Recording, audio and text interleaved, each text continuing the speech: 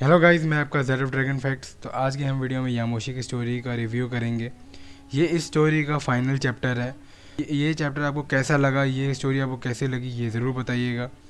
इस फैन मांगा क्रिएटर थिबॉल्ट डिबूम है। मैं उनके इंस्टा और यूट्यूब का लिंक डिस्क्रिप्शन में दे दूँगा। चैप्टर बहुत बड़ा है, इसलिए मैंने इसे 3 पार्ट में डिवाइड कर दिया था। जिन लोगों ने पहले की वीडियोज़ नहीं देखे हैं वो जाके देख सकते हैं, वरना आपको ये पार्ट समझ नहीं आएगा। और अगर आपको वीडियो अच्छी लगती है तो लाइक और सब्सक्राइब कर लें। तो चलते हैं कहानी की तरफ। पिछले पार्ट में हमने देखा यामोशी दुनिया के सबसे पहला सुपर सैन गॉड बन चुका है। कबूरा बोलता है, ऐसा क्या है इस लाल रंग के बालों में और इतनी पतली बॉडी में। यामोशी बोलता है, ये अपीयरेंस एक सैयन गॉड का है। यामोशी बोलता है, मुझे ऐसा लग रहा है जैसे अब मैंने मॉर्टल को सरपास कर दिया है और अब मेरे पास न्यू एबिलिटीज़ हैं। यामोशी ही बोलता है, सब कवर ले लो, तुमने जो भी किया उसके लिए शुक्रिया। मैं चाहता हूँ कि तुम अब नई ज़िंदगी अपनी इंजॉय करो। तभी यामोशी उन सबको प्लैनेट प्लांट पे टेलीपोर्ट कर देता है और यामोशी उनको अलविदा कह देता है। हम देखते हैं वो तीनों प्लैनेट प्लांट पर पहुंच जाते हैं और उन तीनों को यामोशी की हरकत पे बहुत गुस्सा आ रहा होता है। तभी यामोशी उड़ के कंबर के पास जाने लगता है। हम देखते हैं कंबर और चिल लड़ रहे होते हैं और कंबर की हालत से लग रहा होता है कि वो बहुत घायल हो चुका है और चिल्ड कंबर पे भारी पड़ रहा होता है। कंबर बोलता है, चले जाओ मेरी फाइट से। चिल्ड बोलता है, तुम्हारी लड़ाई, ये एक जंग का मैदान है। तभी वहाँ यामोशी टेलीपोर्ट होते हुए चिल्ड के हाथ पकड़ लेता है और कहता है, मैं कंबर से एग्री हूँ, यहाँ से चले जाओ चिल्ड।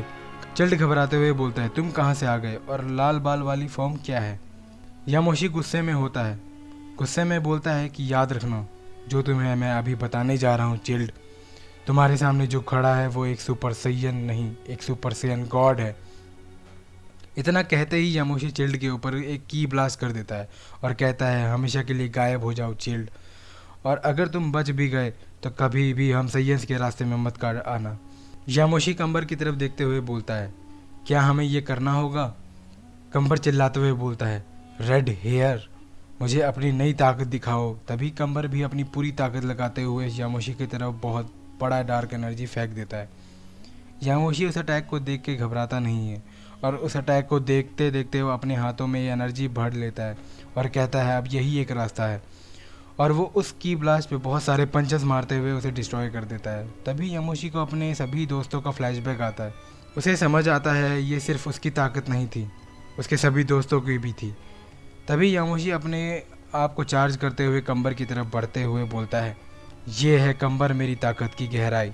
और इतना कहते ही वो अपना ग्लोरी हैमर अटैक कंबर की तरफ बढ़ते हुए कर देता है। कंबर खुश होते हुए बोलता है, अब तुम अपनी पूरी ताकत पर हो यामोशी। और कंबर भी अपना डिजास्टर क्लॉ चार्ज करते हुए यामोशी की तरफ शूट कर देता है और उन दोनों का अटैक आपस में क्लैश हो जाता है। कंबर बोलता है, तो ये है तुम्हारी असली ताकत यामोशी, ये सच में काफ़ी कमाल की है। इसके बाद यामोशी और कंबर की जगह बहुत बड़ा धमाका होता है और तब हम देखते हैं दोनों वहाँ पे खड़े होते हैं। यामोशी बोलता है, मेरी एनर्जी ने तुम्हें तुम्हारी एनर्जी से मुझे बचाया। और तभी हम कंबर को देखते हैं। कंबर बहुत ज़्यादा घायल होता है और वो कहता है, शुक्रिया मेरे दोस्त। ये बोलकर कंबर गिर जाता है। यामोशी स्माइल करते हुए बोलता है, देखा, मैं तुम्हें वापस ले आया था कुछ देर के लिए कंबर। इतना बोलकर यामोशी अब ओजारू इवल सैयंस के सामने जाने लगता है। यामोशी बोलता है, अब मैं फिजिलिस को ज्वाइन कर सकता हूँ, गुड बाय कंबर। तभी हम देखते हैं प्लैनेट प्लांट को 2 महीने बाद।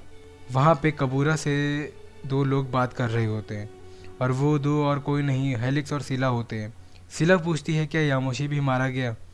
कबूरा बोलता है, बदकिस्मती से हाँ, वो अपने मौत के लिए तब तक लड़ता रहा जब तक वो थक नहीं गया। हेलिक्स बोलता है, वो एक सच्चा योद्धा है। हेलिक्स बोलता है, हमने सुपर सैन गॉड की लीजेंड की कथा प्लैनेट नामक के ग्रंथों में छपवा दिया है। कबूरा बोलता है, शुक्रिया, अब हम नॉर्मल ज़िंदगी में लौट चुके हैं और ये सब किंग वेजिटा के अंदर में रहते हुए हुआ है। तभी सीला पूछती है, उस इवल सैयन का क्या हुआ। नासू बोलती है, कंबर मुझे नहीं पता। तभी हम देखते हैं प्लैनेट सडारा पे, वहाँ बहुत ज़ोर से किसी के चिल्लाने की आवाज़ आती है। वो कहता है, कमज़ोर कमज़ोर, तुम सभी कमज़ोर हो।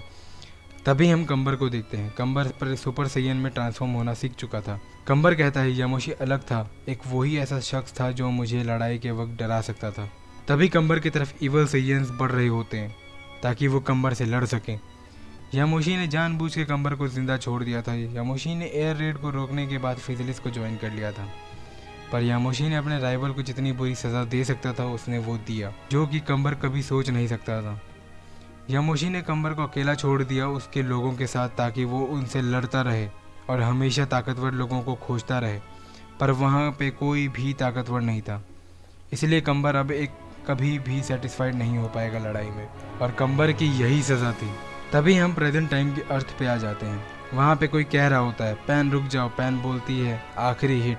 तभी गोकू बोलता है, आज के लिए इतना काफ़ी है बच्चों। पैन बोलती है, पर ग्रैंडपा अंकल ऊब बहुत कमज़ोर हैं, मुझे अंकल कोटन के साथ लड़ना है। कोटन बोलता है, आज नहीं पैन, मैं थक चुका हूँ। तभी वहाँ फॉर्चून टेलर बाबा आ जाती है और वो कहती है, गोकू क्या वो वॉरियर आएगा जिसके बारे में तुमने बताया था? गोकू बोलता है, मुझे पूरा विश्वास है वो आएगा। मैं इस वॉरियर से जब से मिलना चाह रहा हूँ, जब से मुझे लॉर्ड बीरस ने बताया। गोकू ने यामोशी को एक दिन के लिए बुलाया होता है ताकि वो लड़ सके और देख सके दोनों में से ज़्यादा कौन ताकतवर है। तो भाई लोग, यामोशी की ये कहानी आज यहीं ख़त्म हो जाती है। आपको ये कहानी का आखिरी चैप्टर कैसा लगा ज़रूर कमेंट में बताइएगा। तो हम बहुत जल्द मिलते हैं अगले वीडियो में। Thanks for watching.